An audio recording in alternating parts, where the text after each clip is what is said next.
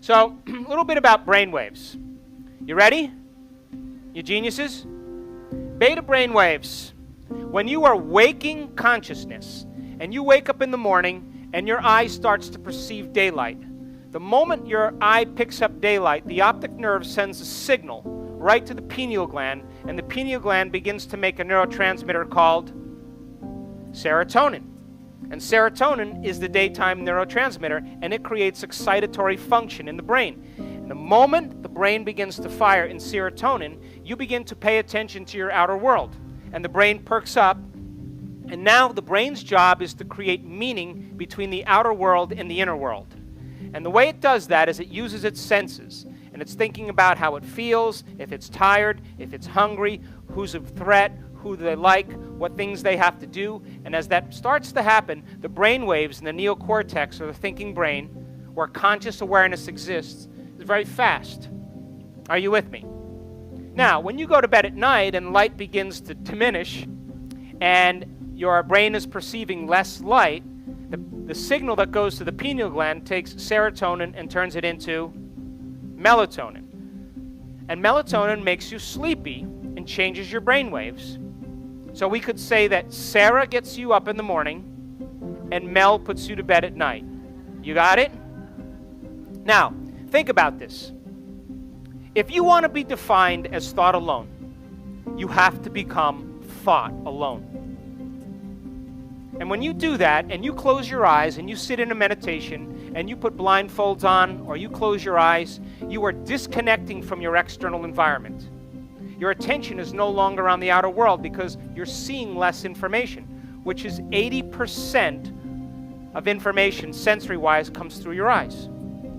You're playing music in the background, or you put earplugs in, or there's silence. Now you're hearing less information, and because of that, you're sitting your body down and you're making it sit still, disconnecting from your environment, putting your body in one place and transcending time. The moment that happens, your neocortex begins to slow its brain waves down, and your brain waves move into alpha.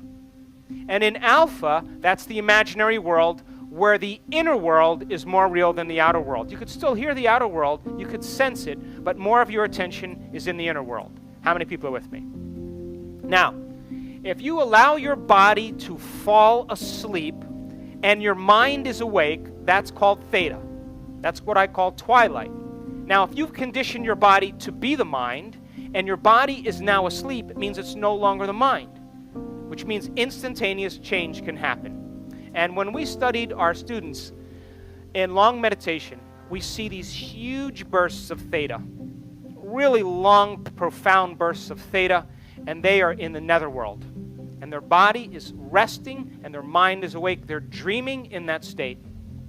Now, if you miss that window and you miss that door, you move into delta. And delta is deep restorative sleep.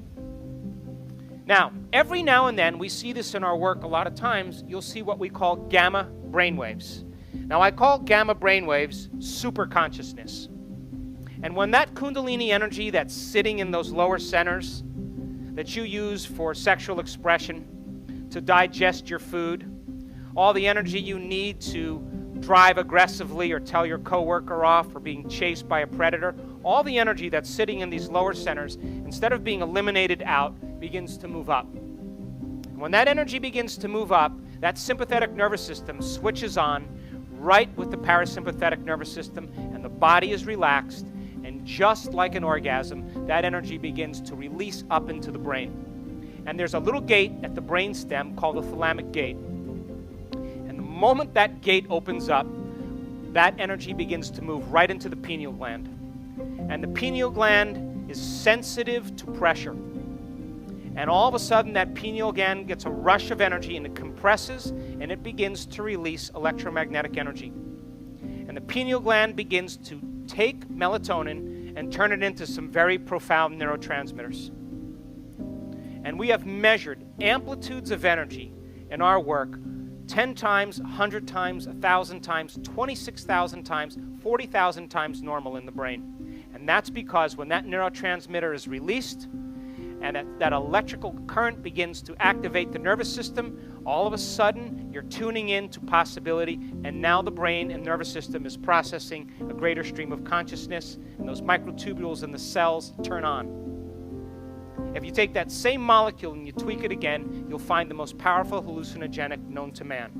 Now, why is that important? Because the moment that occurs in gamma, what you're experiencing in your inner world is more real than anything you've ever experienced in your outer world, and you'll never forget that moment.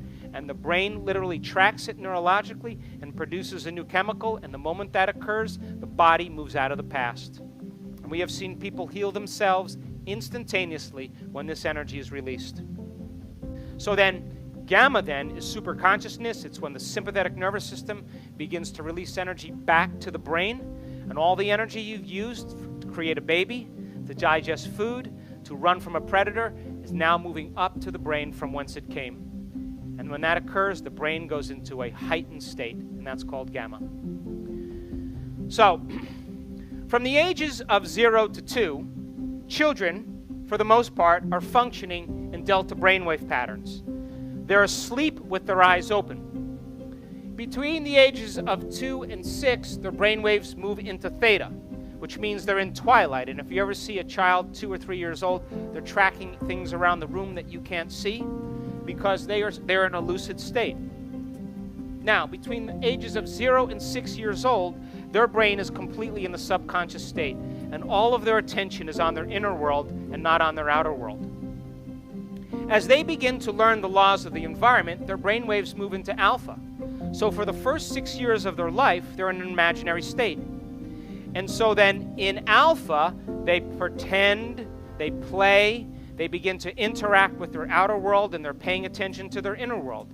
And so as they begin to learn from different things in their environment, they notice a change in their internal chemical state. They're altered in some way. It wakes them up, and they pay attention to whoever or whatever caused that.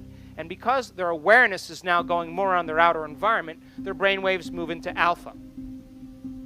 After the age of 12, the door kind of shuts, and now they move into beta consistently. And beta, as I said, is when the outer world is more real than the inner world. So most of you, but not all of you, are functioning for the most part in low-level beta. You're relaxed and you're paying attention to what I'm saying, and because you're relaxed and paying attention, your brain is not threatened in any way, and you're absorbing information. But here's what most of you do when I'm developing a concept or an idea, and you find it particularly interesting. You go from beta to alpha, and you go like this. And the moment you do that, you're consolidating that information neurologically in your brain. And so in order for you to learn, you have to switch from beta to alpha. Now, if I said to you, oh my God, I forgot to tell you, there's a 50-question test that you have to take before you leave. And if you can't pass it, you have to stay in here till tomorrow. Your brain would perk up a little bit more, and you'd start paying attention, like we took the light bulb and made it a little bit brighter. But when you are freaked out and emotional or anxious or fearful or angry, you move into high-level beta. And look at high-level beta compared to mid-range beta. It's twice as high. Now, in this state, you understand that it's not a time to learn. It's not a time to trust. It's not a time to communicate. You're not going to say to the predator, come here, sweetheart. I trust you if it's a lion. You're not going to do that, right? You're less likely to trust in that state. And when those chemicals are running, there'll always be a gap between the way things appear and the way things really are. And if you act during that refractory period, you'll always say the same thing. I should have never said that. I should have never done that. I should have never thought that. I should have never sent that nasty email, because you were altered in that state. So we can't learn in this state because no new information will come into your nervous system that isn't equal to the emotion that you're experiencing. So most people take drugs, or they overdo something, or drink alcohol to sedate the body, to relax it so they can drop down those stages. So the job then is to enter the kingdom of heaven. You have to become like a child again.